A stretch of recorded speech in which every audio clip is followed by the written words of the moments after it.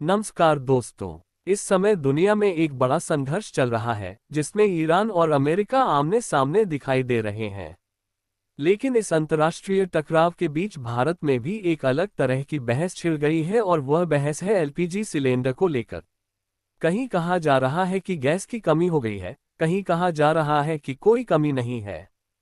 कुछ लोग इसे अफवाह बता रहे हैं तो कुछ लोग कह रहे हैं कि जमाखोरी और कालाबाजारी शुरू हो चुकी है। वीडियो में आगे बढ़े उससे पहले आप मेरे चैनल को सब्सक्राइब करके वीडियो को एक लाइक कर दें। आज की इस वीडियो में हम इसी मुद्दे को समझने की कोशिश करेंगे। साथ ही यह भी जानेंगे कि अगर यह वैश्विक तनाव लंबा चलता है तो भारत पर इसका कितना बड़ा असर पड़ सकता है। मैंने शुरुआत से ही कहा था कि जो लोग ये सोच रहे हैं कि यह लड़ाई सिर्फ दो देशों के बीच है और भारत पर इसका असर नहीं पड़ेगा, वे शायद स्थिति की गंभीरता को समझ नहीं रहे। इस वीडियो में हम ये भी देखेंगे कि सरकार क्या कह रही है, विपक्ष क्या आरोप लगा रहा है और जमीन पर लोगों को क्या अनुभव हो रहा है। सबसे पहले मैं आपसे एक सवाल पूछना चाहता हूँ। अपने इलाके की स्थिति के बारे में ईमानदारी से बताइए। क्या आपको गैस सिलेंडर आसानी से मिल रहा है? क्या बुकिंग के बाद देर हो रही है या फिर तुरंत मिल जा रहा है? कमेंट करके जरूर बताइए। लेकिन जवाब देते समय यह मत सोचिए कि आपको कौन सी पार्टी पसंद है या नहीं। ये सवाल राजनीति से ऊपर है, यह आम लोगों की रोजमर्रा की जरूरत का सवाल है। अब अगर हम राजनीतिक प्रतिक्रियाओं की बात करें तो विपक्षी दल लगातार सरकार को घेर रहे हैं। कांग्रेस का कहना है कि कई जगहों पर एलपीजी की कमी देखने को मिल रही है और पेट्रोलियम मंत्री से जवाब मांगा जा रहा है। कुछ जगहों पर विरोध प्रदर्शन भी किए गए हैं, जहां प्रतीकात्मक रूप से मिट्टी के चूल्हे पर खाना बनाकर ये दिखाने की कोशिश की गई कि अगर गैस नहीं मिलेगी तो लोग पुराने तरीकों पर लौटने को मजबूर हो जाएंगे। पहले आप मेरे चैनल को सब्सक्राइब करके वीडियो को एक लाइक कर दें। इसी तरह कुछ अन्य विपक्षी दलों ने भी सोशल मीडिया पर वीडियो साझा किए हैं जिनमें लंबी लाइनें दिखाई जा रही हैं। दावा किया जा रहा है कि लोग सुबह सुबह गैस लेने के लिए घंटों इंतजार कर रहे हैं। हालांकि इन वीडियो की सही जगह और समय की पुष्टि हर बार संभव नहीं होती, लेकिन इससे बहस जरूर तेज हो गई है। समाजवादी पार्टी के नेता अखिलेश यादव ने भी टिप्पणी करते हुए कहा कि अगर सरकार कहती है कि कोई कमी नहीं है तो फिर नेताओं और कार्यकर्ताओं को जनता के बीच जाकर यह सुनिश्चित करना चाहिए कि हर जरूरतमंद तक गैस पहुंच रही है। लेकिन कहानी का एक दूसरा पहलू भी सामने आ रहा है। कई जगहों पर जमाखोरी के मामले पकड़े गए हैं। उदाहरण के लिए उत्तर प्रदेश के हापुड़ में एक व्यक्ति के घर से बड़ी संख्या में भरे हुए सिलेंडर बरामद किए गए। आरोप है कि उन्हें जमा करके रखा गया था। इसी तरह बिहार के अररिया जिले में छापेमारी के दौरान 100 से ज्यादा सिलेंडर जब्त किए गए। कर्नाटक में भी अधिकारियों ने कार्रवाई करते हुए होटल और गोदामों में रखे कई घरेलू सिलेंडर पकड़े। इससे साफ है कि कुछ लोग संकट की आशंका का फायदा उठाकर मुनाफा कमाने की कोशिश कर रहे हैं। पहले आप मेरे चैनल को सब्सक्राइब करके वीडियो को एक लाइक कर दें। सरकार का कहना है कि ऐसी गतिविधियों के खिलाफ कार्रवाई की जा रही है और संबंधित एजेंसियां लगातार निगरानी कर रही हैं। गृह मंत्रालय के स्तर पर भी स्थिति पर नजर रखी जा रही है ताकि जमाखोरी और कालाबाजारी को रोका जा सके। अब सवाल यह उठता है कि क्या सिर्फ जमाखोरी ही समस्या की वजह है या फिर असली कारण कुछ और भी है।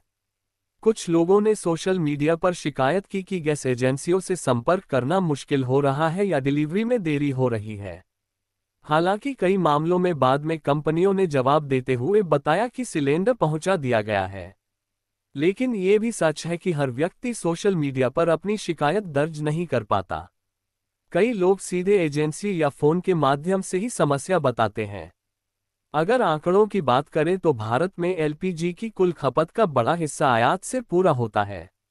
बताया जाता है कि देश की जरूरत का लगभग 60% एलपीजी विदेशों से आता है और उसका बड़ा भाग मध्य पूर्व क्षेत्र से होकर गुजरने वाले समुद्री रास्तों से आता है। यही वजह है कि अगर उस क्षेत्र में तनाव बढ़ता है या समुद्री मार्ग पर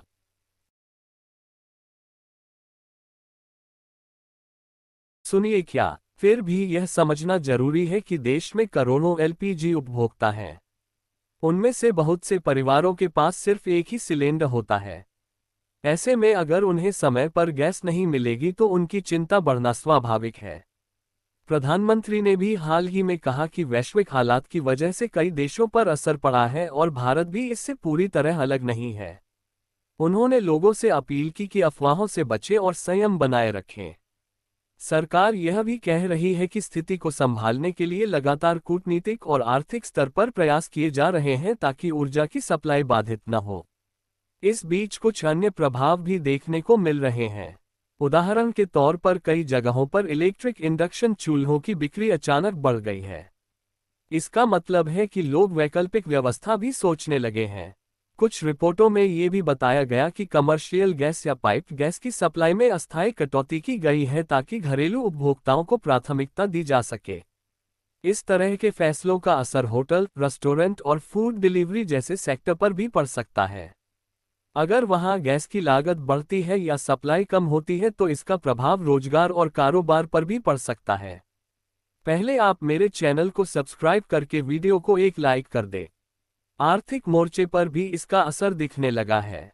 हाल ही में महंगाई के आंकड़ों में हल्की बढ़ोतरी देखी गई है। हालांकि रिजर्व बैंक का अनुमान है कि महंगाई अभी नियंत्रण के दायरे में रहेगी। इसी दौरान अंतर्राष्ट्रीय स्तर पर भी कुछ दिलचस्प घटनाक्रम हुए हैं।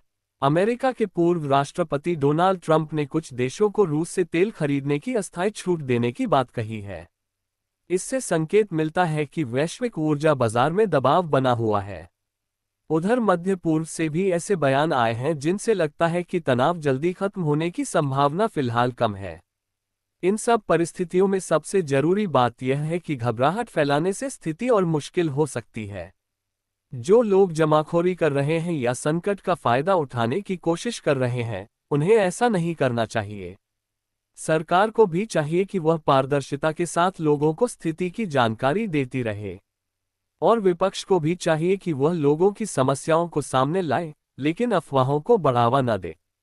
अगर सभी पक्ष जिम्मेदारी से काम करें और जनता भी संयम रखे तो इस तरह के वैश्विक संकट का सामना करना आसान हो सकता है।